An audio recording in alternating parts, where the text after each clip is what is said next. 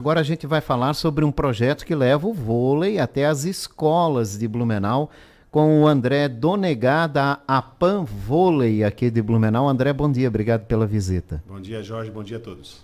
Bom, André, como é que está esse projeto? Ele foi desenvolvido no ano passado, começou a ser aplicado. Como é que está o desenvolvimento dele? Olha, eu fico muito contente em falar sobre esse projeto de polos, a PAN para a Vida. Nós tínhamos a intenção de começarmos em 2020, com a pandemia nós tivemos que atrasar o início desse projeto. É importante dizer que é em parceria com a CEMED, com a Secretaria de Educação e com a Prefeitura Municipal de Esportes. O ano passado nós tivemos 7 polos, foram 504 crianças e jovens que participaram do projeto em 7 polos esportivos. Para esse ano serão 12 polos esportivos. A nossa expectativa é que nós atenderemos de 800 a 850 crianças e jovens em 12 polos na cidade. E qual é o objetivo desse projeto, André? Jorge, aproveitar a ferramenta do esporte como formação, como educação dessas crianças. A gente sempre fala que o esporte é uma ferramenta social, uma ferramenta educativa, mas é exatamente através desse tipo de atitude que a gente consegue converter um esporte, seja ele vôlei, basquete, handebol. O importante é que o esporte seja uma ferramenta e que traga para essas crianças uma possibilidade de desenvolver valores sociais e valores esportivos. E nesse sentido, né, como é que tem sido esse desenvolvimento inicial? Olha, nós tivemos uma aceitação muito grande junto às escolas, junto aos professores. É importante dizer que nós da APAM damos a estrutura de logística, material esportivo, enfim, a parte didática, metodológica para os professores através das captações, mas quem desenvolve o projeto em si é o próprio professor daquela escola. Isso faz com que a criança se sinta mais protegida com aquele professor que ela já conhece, faz com que valorize o trabalho desse profissional que já está há algum tempo nessa escola e que tem a aptidão para o desenvolvimento do esporte. E o mais importante, esse professor, ele conhece as necessidades daquele aluno. Então faz com que através do ensinamento do voleibol, mas não só através desse ensinamento de vôlei, mas principalmente dos valores que essa criança necessita, em conjunto com a gente a desenvolver esse movimento. Nós tivemos uma aceitação muito grande nesse primeiro ano e eu tenho certeza que esse segundo ano será melhor ainda. O que o esporte, André, ele pode ajudar no desenvolvimento de uma criança, né? Na melhoria, por exemplo, de um aluno que acaba não se dando bem numa sala de aula? São vários os pontos, Jorge, mas principalmente desenvolvimento das habilidades de valores essenciais como disciplina, como hierarquia, como controlar as suas emoções na derrota e na vitória.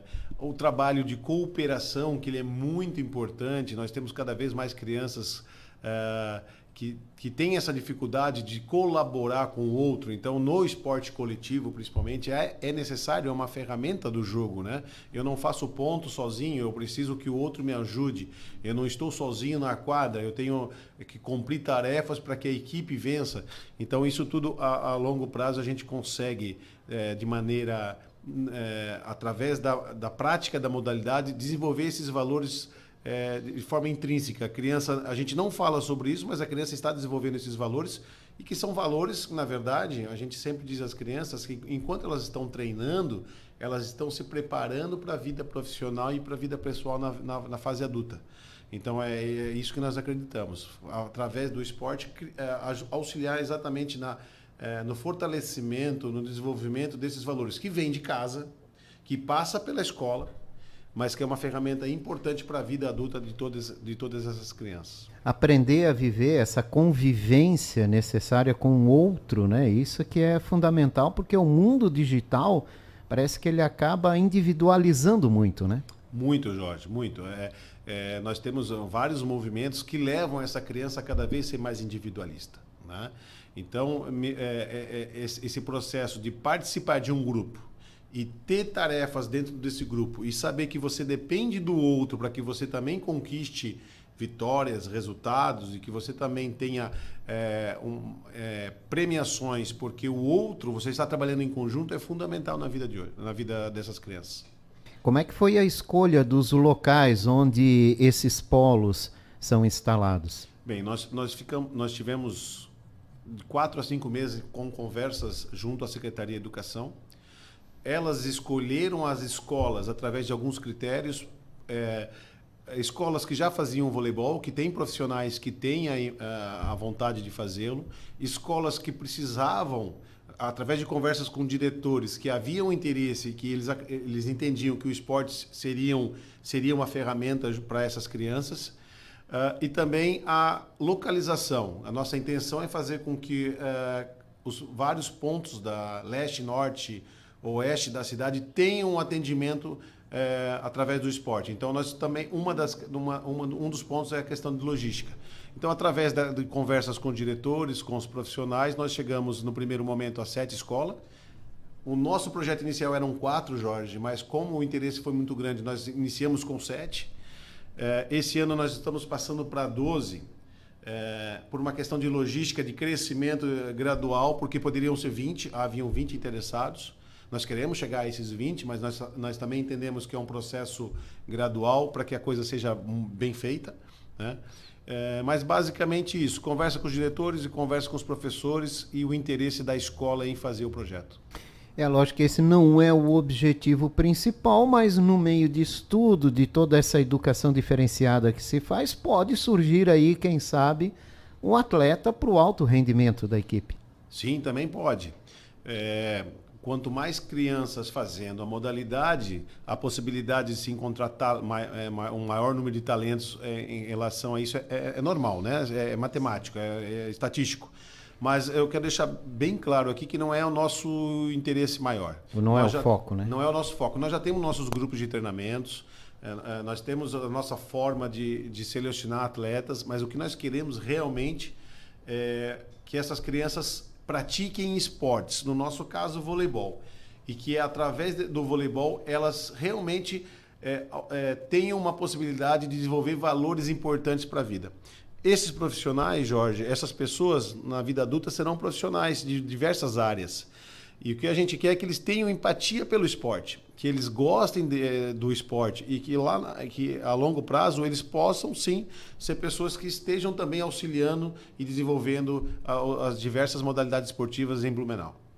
Tá certo, mas vamos falar um pouquinho sobre o alto rendimento, porque a APAN representa Blumenau na Superliga Masculina de Vôlei. Um nível elevadíssimo, né? O vôlei do Brasil é um dos melhores do mundo e internamente aqui, para se chegar a uma seleção brasileira, tem que jogar muito, tem que ser muito bom. E montar uma equipe de vôlei, então, deve ser muito difícil, né?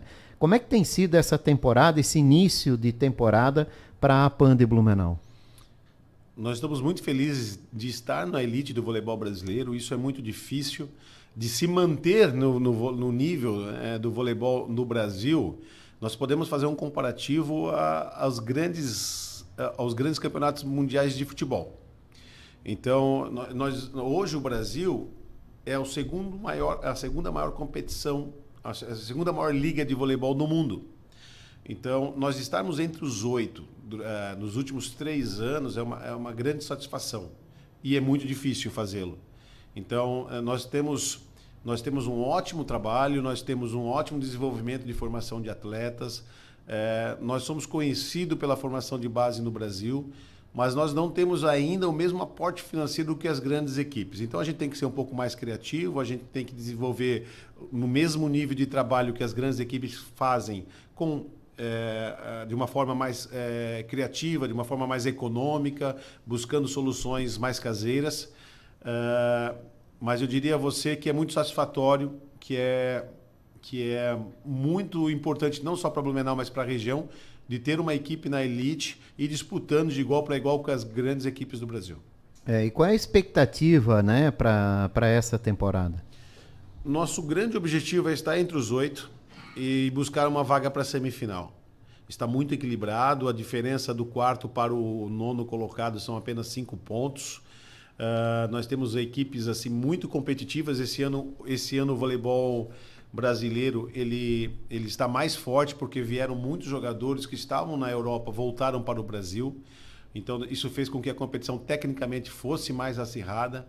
Nós temos equipes, equipes disputando ponto a ponto. Você hoje, olhando a tabela, você não consegue dizer quem vence o confronto.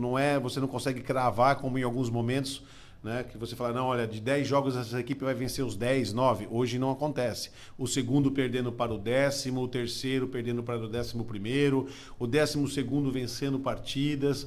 Então é um campeonato muito equilibrado. Então cada vez que você entra na quadra, você tem que estar muito próximo do seu limite para poder vencer a partida. Isso é muito bom para a competição, mas para nós que jogamos, às vezes é um pouco desconfortável, né? Porque cada jogo a gente precisa somar ponto para estar entre os 8. André, a gente se faz uma pergunta há muito tempo quando se fala em esportes aqui em Blumenau, se faz há muito tempo uma pergunta que até hoje ninguém conseguiu definir a resposta, que é por que o futebol em Blumenau não consegue dar certo, não consegue avançar. E aí surgem alternativas para pegar esse vácuo, né? Futsal é uma alternativa, o vôlei é uma dessas alternativas. E a gente vê uma presença de público muito boa no ginásio do Galegão. Como é que é essa receptividade para vocês, né? Esse retorno que a cidade dá para todo esse esforço de se ter uma equipe divulgando o nome da cidade Brasil afora numa competição tão importante? São 2 pontos importantes. Nós tínhamos, quando nós jogávamos na Barão, que a Barão é toda a nossa base, né? Toda a nossa estrutura. A Barão é o pai do vôlei masculino de Blumenau. É o pai do voleibol masculino. Nós tínhamos algumas dificuldades de mencionar o que seria jogar num Galegão e se nós algum dia teríamos a capacidade de lotarmos aquele ginásio, né? Porque uma coisa é você jogar um ginásio para 300, 400 pessoas lotado, outra coisa é você jogar num ginásio com capacidade de 3.000 pessoas, com 100 ou 200 ou 300 pessoas naquele ginásio. Então essa era uma dúvida nossa. E eu tenho certeza absoluta que foi fundamental essa troca, porque hoje nós percebemos que o nosso público, que o nosso torcedor, ele entende de voleibol, ele está presente.